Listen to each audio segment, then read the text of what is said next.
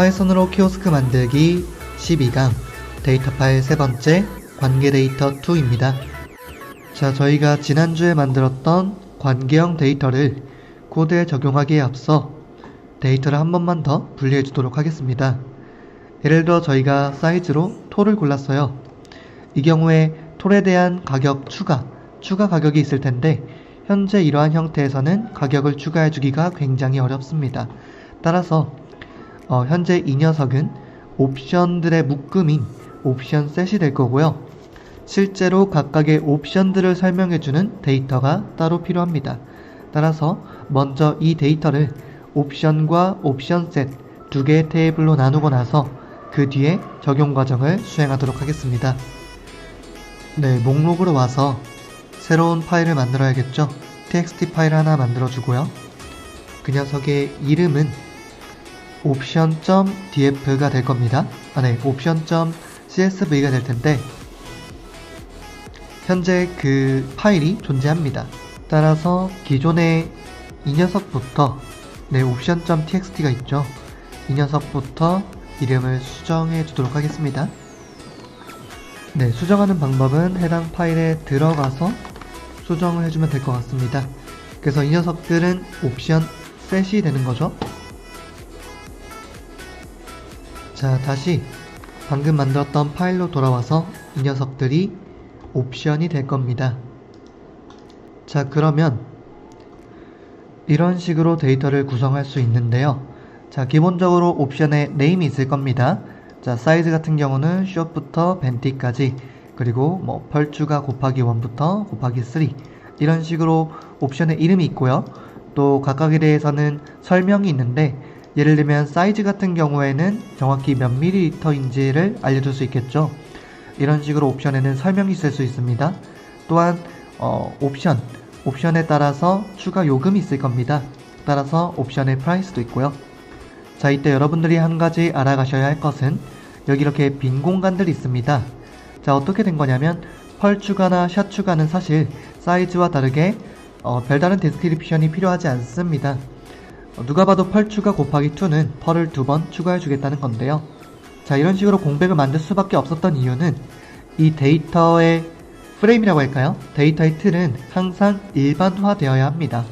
예를 들면 펄 추가의 경우 디스크립션이 없다고 해서 이 녀석을 생략해버리면 이 테이블에는 사이즈들에 대한 설명들을 담을 수가 없어요. 하지만 이렇게 널값을 감수하더라도 이렇게 프레임을 크게 잡아주면 펄이나 샷 추가 같은 경우 또는 테이크아웃 매장 같은 경우에는 이 디스크립션 항목을 사용하지 않는다 하더라도 사이즈 옵션들에 대해서 설명을 추가해 줄 수 있습니다. 이런 식으로 데이터의 프레임은 이렇게 빈 공간을 감수하더라도 최대한 일반화해서 만들어주는 것이 좋습니다. 그렇지 않은 경우 각 사이즈들의 용량을 또 다른 방식으로 저장을 하기 시작하면 오히려 더 복잡하고 번거로워질 수 있기 때문에 이러한 일반적인 틀이 훨씬 더 좋다라는 것을 알아두시면 될 것 같습니다. 자, 그러면 다시 코드로 돌아와서 저희가 수정했던 테이블을 한번 확인해 보도록 하겠습니다. 먼저 라이브러리를 다시 임포트 해주겠습니다. 자, 우리가 수정했던 테이블을 확인해 보면 라이브러리가 임포트가 안 됐네요. 지난 강의에서 실수로 삭제를 한 것 같습니다. 자, 다시 판다스입니다. 판다스를 임포트 할 텐데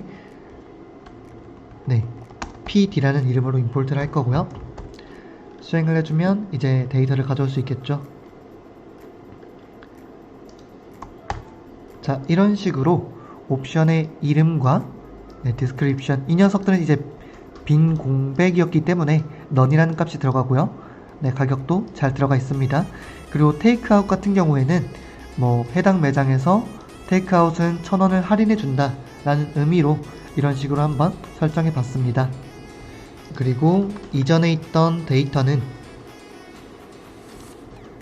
이전에 있던 옵션 데이터는 이제 옵션 셋이 되는 거죠.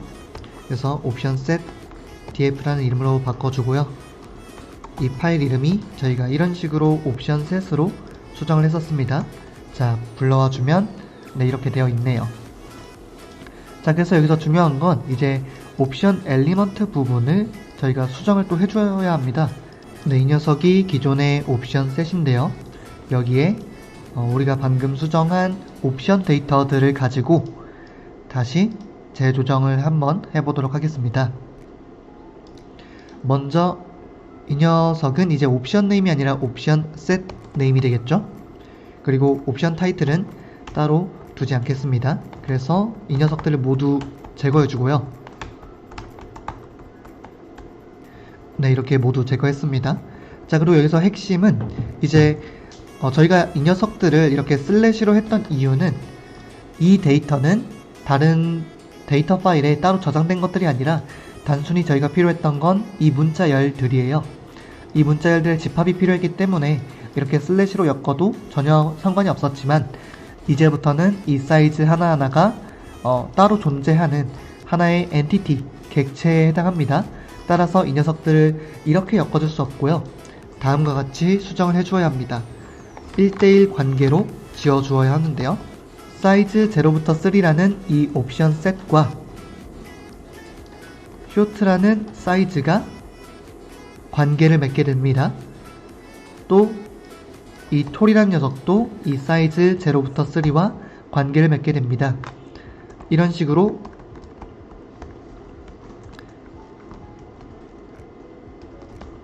그란데와 벤티도 마찬가지로 관계를 맺게 되고요.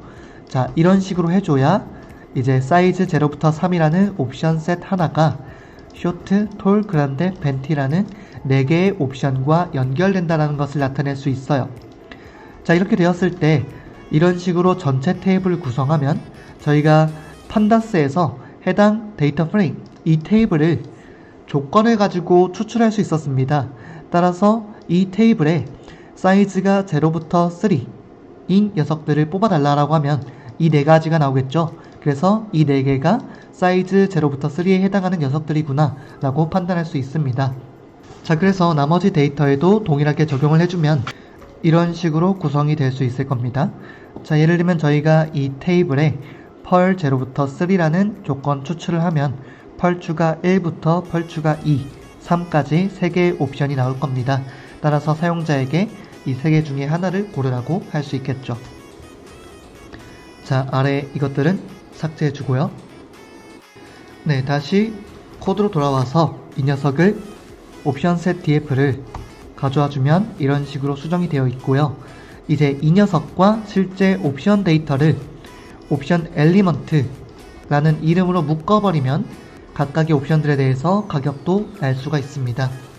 이때 옵션 엘리먼트라는 이름을 제가 따로 수정을 안 했는데 다시 수정하고 오겠습니다. 네, 데이터를 수정해 줬고요. 네, 옵션 엘리먼트에서 옵션 네임으로 이렇게 이름을 수정해 주었고요. 이제 이 녀석과 옵션 셋과 옵션을 이런 식으로 머지를 해주면, 옵션 네임으로 머지를 해주면 그 결과는 각각의 옵션 셋에 어떤 옵션들이 있고 그 녀석은 용량이 어떻고 가격은 어떻고 이런 정보들을 한 번에 알 수가 있습니다. 네, 데이터 분리는 여기서 마치도록 하고요. 다음 시간에는 정말로 이 데이터들을 코드에 적용해 보도록 하겠습니다.